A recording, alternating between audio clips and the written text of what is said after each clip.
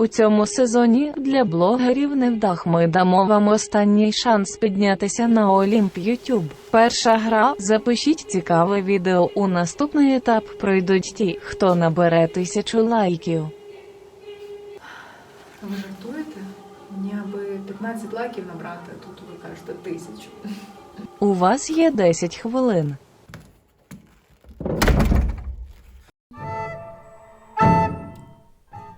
Здається, перший сезон був трохи ефектніший. Та й в принципі, ми і перший сезон могли би побачити ще у 2020 році. Ну а взагалі сам сюжет сценарист почав писати ще у 2008 році, коли у нього у самого були проблеми у житті, і тоді він знаходився на соціальному дні. Отримавши порцію натхнення від прочитання 2 манг «Гра брехунів» і «Королівська битва», автор сценарію подумав, а якби справді була така гра? Саме так почалася історія на даний момент дуже популярного корейського серіалу від Netflix «Гра у кальмара».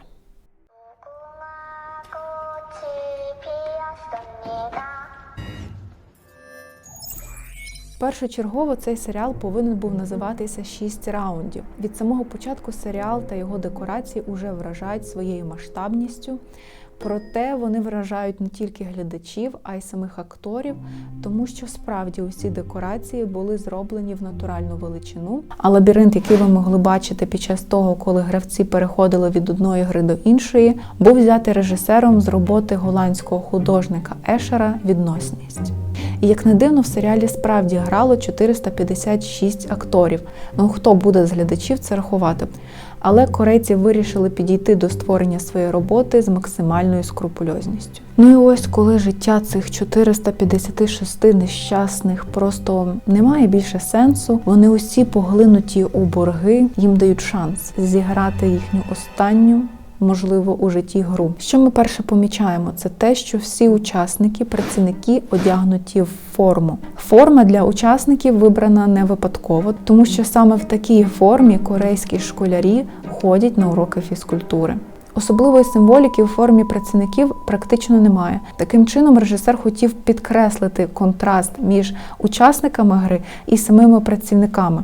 Але що цікаво з елементів цієї форми з обох сторін, це те, що вони позбавлені будь-якої індивідуальності. У формах робітників усе тіло, включно з обличчям, воно повністю приховане. Є лише одні основні відмінності у масках.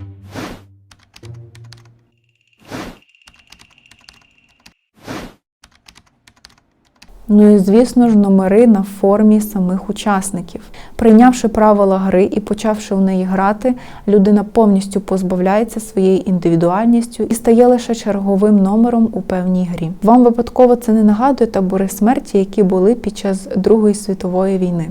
По суті, у цьому серіалі ми займаємо позицію віп-клієнтів, які сидять у теплі. Нам, я так думаю, усім більшості не загрожує якась небезпека. І ми дивимося на цю гру лише з розважальної точки зору. Нам цікаво, що буде далі, хто виживе. Звісно, ми співпереживаємо учасникам. Ну і ще максимально таким цинічним моментом це були вставки відомих пісень. Наприклад, була пісня в той момент, коли на полі гри вмирало купа людей. Але я думаю, що саме такі моменти змушували чи не кожного глядача покриватися сотнею мурашок від побаченого. Ну і переходимо до найбільш загадкового персонажа, який, можна сказати, всіх переграв у цій грі. Це Іль-нам, учасник під номером 001. В принципі, уже навіть його ім'я нам просто кричало про те, що він саме і є цією людиною, яка і придумала цю гру. Тому що в корейській мові Іль – це один, нам – це чоловік. Тобто перший чоловік, можливо, навіть у бізнесі, перший чоловік, який створив і придумав цю гру. Ну, звісно, йому просто стало дуже сумно, і він вирішив зробити таку гру. Як весело. Впродовж усього серіалу нам режисер давав багато підказок, які би вказували на те, що з цим учасником щось та й не те. І перше, що мене здивувало, це те, з яким захватом і справді з дитячою цікавістю почав грати у кожну гру Ільнам. Хоча після першої смерті він повинен був розуміти, що ця гра не така проста, як здається, але він продовжував далі вільно себе почувати, і тому у таких випадках є два варіанти. Або ця людина трохи не сповна розуму і їй взагалі не важливо, помре вона зараз чи помре трохи пізніше.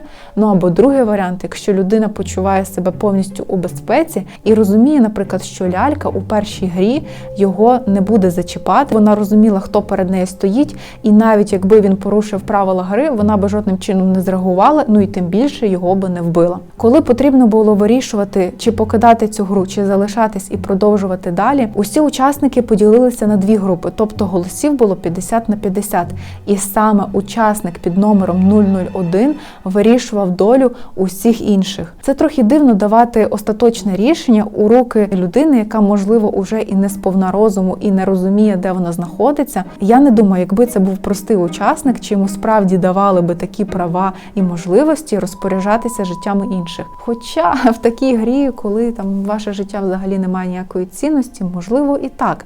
Але все одно виглядало дуже підозріло і дивно. Коли була бійня, учасник 001 розумів, яку позицію найвигіднішу потрібно зайняти, щоб жодним чином його взагалі навіть ніхто і пальцем не торкнувся. І саме тоді, коли він сказав про те, що потрібно припинити оце побоїще, саме тоді керівник цього проєкту послав робітників, які і завершили усю цю чергову гру. І знову ж таки, якби це була проста людина, яка їм взагалі була різниця, буде на одного учасника більше в наступному етапі гри, або ж на одного учасника менше. Уже з самого початку Ільнам розумів, що він не буде проходити кожну гру аж до самого фіналу, тому що його основним завданням було просто згадати минулі часи, як було круто, нарешті відчути хоча б якийсь смак життя, яке стало максимально одноманітним і нецікавим. Він прекрасно розумів, що гра з кульками буде його останньою грою. Проте, можливо, його план був трохи іншим на початку. Адже перед самою грою вранці він ясно дав усім зрозуміти, що він уже просто на межі між життям і смертю. І людина, яка у пару візьме саме такого учасника, точно не матиме шанси якісь виграти, якщо це буде гра саме парна, де потрібно змагатися проти інших команд. Він би міг спокійно зініціювати свою смерть, повернутися до затишного офісу, продовжувати слухати джаз, сидіти і спостерігати за подальшим ходом гри. І тим більше саме у цей момент, саме після цієї гри, з'їжджалися усі віпи і усі маски. Я думаю, це теж не випадково, адже основним правилом гри була повна конфіденційність, і навіть віпи, які просто спостерігали за ходом гри і спонсорували ці ігри, вони теж залишалися для один одного в повній секретності. Ну і ясна річ, що коли почалася гра в кульки, він повинен був підіграти своєму напарнику, а той уже зміг повернутися до свого попереднього статусу. Ви помітили, як камера нам не показала моменту вбивства цієї людини? Адже самого вбивства ми у кадрі так і не побачили. Коли показали гру повним планом зверху, то можна було помітити, що гравець 001, він просто кудись зник. Його взагалі ніде не було. Та й сам учасник впродовж усіх ігор безперестанно говорив: «Мені так подобаються ці ігри, я постійно грав в дитинстві ці ігри. Це були мої найулюбленіші дитячі ігри». Він просто говорив своїм ротом усім учасникам, якби: «Алло, я тут главний, я взагалі ці всі ігри придумав». Ну і не забувайте, що коли поліцейський був у архіві, коли він переглядав особисті справи учасників саме цієї гри, нумерація починалася від гравця під номером 002. Адже який сенс додавати особисту справу і викривати усі дані людини, яка створила цю гру? Хоч цей серіал вийшов не так уже й давно, але в інтернеті вже є дуже багато різних теорій. Учасники мали право вибору ще навіть до початку самих ігор, саме тоді, коли вони грали в першу гру в метро, і повинні були вибрати, за яку картку грати – синю чи червону. Багато хто вважає, що саме на тому етапі була можливість вибрати собі роль. Ви будете у ролі робітника у червоному комбінезоні із маскою, або ви все ж таки будете у ролі того гравця, який зможе виграти головний грошовий приз. Я, якщо чесно, дуже сумніваюся у цій теорії, тому що на деяких кадрах видно, деякі учасники обирали червону картку, але все ж таки вони не опинилися у червоних комбінезонах. Ну і ще одна дуже популярна думка – це те, що поліцейський може з'явитися у наступному сезоні, ну якщо він, звісно, буде. І вже коли ви додивилися усі серії серіалу, забавно переглядати перші ігри, коли кожен з учасників намагався зрозуміти і відгадати, яка гра буде наступною. Адже, по суті, усі ігри були, ну не перед очима, але вони були постійно у тій же кімнаті, де вони проводили більшість свого часу. Зменшенням кількості ліжок ми починаємо бачити малюнки на стінах, на якому і зображені усі ігри, які чекають учасників. В цьому серіалі нам показують типове капіталістичне суспільство, де немає якогось середнього значення, де є абсолютно бідні і абсолютно багаті, де ваша індивідуальність нікого не цікавить, людина людині ворог. І інколи заради досягнення якоїсь цілі доведеться йти по головах. І я все ж таки сподіваюся на другий сезон, надіюся, що він буде не менш цікавий за попередній. Час вийшов. Гаразд.